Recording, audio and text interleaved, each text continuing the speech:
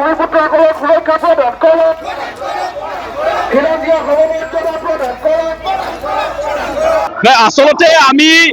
একেটা পৰিয়ালতে খিলঞ্জীয়াৰ মাজত আমি ভাগ ভাগ হৈ আছিলো খিলঞ্জীয়াৰ মাজত নিজৰ সমস্যা নিজৰ অধিকাৰ আমি একেলগে বিচৰা নাছিলো য'ত নেকি আমি একেটাই আমি হেৰুৱাই আছো সংকটত আমি একেলগে পৰি আছো আমাৰ অস্তিত্বখিনি একেলগে গোটেইখিনি হেৰাই গৈছে কিন্তু এই বস্তু আমি কেতিয়াও উপলব্ধি কৰা নাই বা এই গোটেইখিনি বিষয়ত বস্তু আমি কেতিয়াও চিন্তা কৰা নাই বা উপলব্ধি কৰা নাই বা আমি বিবেচনা কৰা নাই কিন্তু আজি কাৰ্বি আংলং হৈছে এইটো ঐতিহাসিক যে আমাৰ মাজত ভেদভাৱ আমাৰ মাজত ঐক্য নোহোৱা একতা নোহোৱা সেইটো এটা এক হ'ব গৈ আছে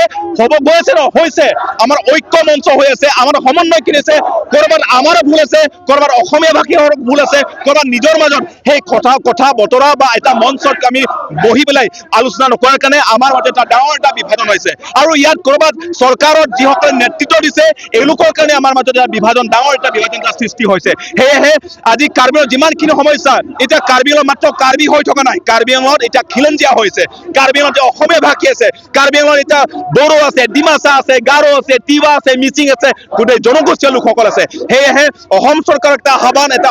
অনুৰোধ জনাইছো যে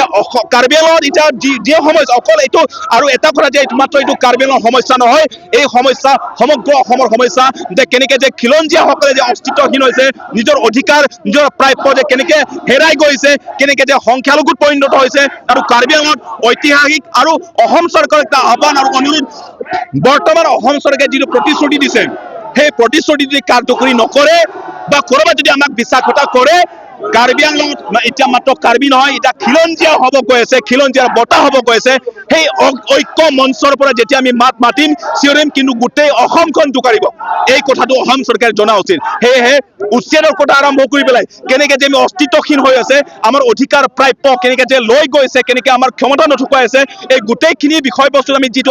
আন্দোলন কৰিছো আৰু বকুলীয়া ঘাটত ইয়াত যিটো উচ্ছেদ কৰিবলগীয়া আছে এই উচ্ছেদ কৰাবোৰ যেতিয়ালৈকে কাৰ্যকৰী নকৰে আমাৰ আন্দোলনবোৰ চলি থাকিব আৰু আমি অপেক্ষাত আছো সেই অপেক্ষাটো যে চৰকাৰে সিদ্ধান্ত লৈছে প্ৰতিশ্ৰুতি দিছে বিহুৰ পিছলৈকে আমি অপেক্ষা কৰিম তাৰ পাছত যদি নহয় কাৰ্বি আংলঙত ডাঙৰ এটা গণসমাৱেশ হওক বা গণতান্ত্ৰিক এটা আন্দোলন হওক সেই আন্দোলনখিনি জাৰি হৈ থাকিব আৰু এই যদি কিবা এটা অঘটন হয় কিবা এটা পৰিস্থিতি যদি দেখিবলগীয়া হয় সেইটো মূল দায়ী হ'ব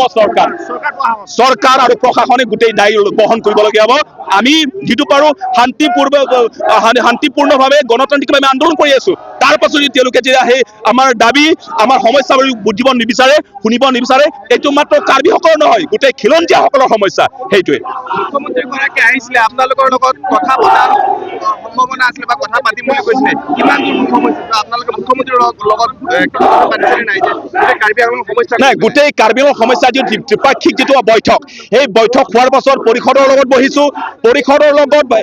অসম চৰকাৰৰ বৈঠক বহাৰ পাছত আৰু দ্বিতীয়বাৰ বহিব গৈছে 17 তাৰিখ বুলি কৈছে কিন্তু 17 তাৰিখত বৈঠক হ'ব নে নহ'ব এই কথা এতিয়ালৈকে তেওঁলোকে স্পষ্টীকৰণ কৰা নাই সেয়েহে যদিয়ে নহওক আমি অপেক্ষাত আছো আৰু অসম চৰকাৰে বা মুখ্যমন্ত্ৰী ডাঙৰীয়া যিবোৰ প্ৰতিশ্ৰুতি দিছে পৰিষদৰ মুখ্য কাৰ্যবাহী সদস্য ডাঙৰীয়া তেওঁলোকে যিটো প্ৰতিশ্ৰুতি দিছে সেইটো যদি কাৰ্যকৰী হয় পূৰণ হয় আমি আজিলৈকে কোনো এটা নিৰ্দিষ্ট পাৰ্টি বা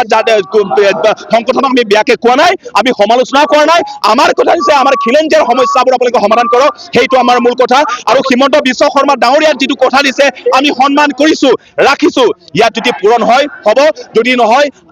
কাৰ্বি আংলঙত সেই আন্দোলনখিনি দেখিব কিন্তু বৰ্তমান কাৰ্বি আংলঙত মাত্ৰ কাৰ্বি নহয় গোটেই খিলঞ্জীয়াসকলৰ ঐক্য মঞ্চত সেই আন্দোলনখিনি দেখিব কিন্তু সেই সময়ত কেনেকে যে কাৰ্বি আংলঙৰ পৰিস্থিতি হ'ব গোটেই অসমখনৰ কেনেকে পৰিস্থিতি হ'ব সেইটো সময় গোটেইখিনি দেখিব সেইটো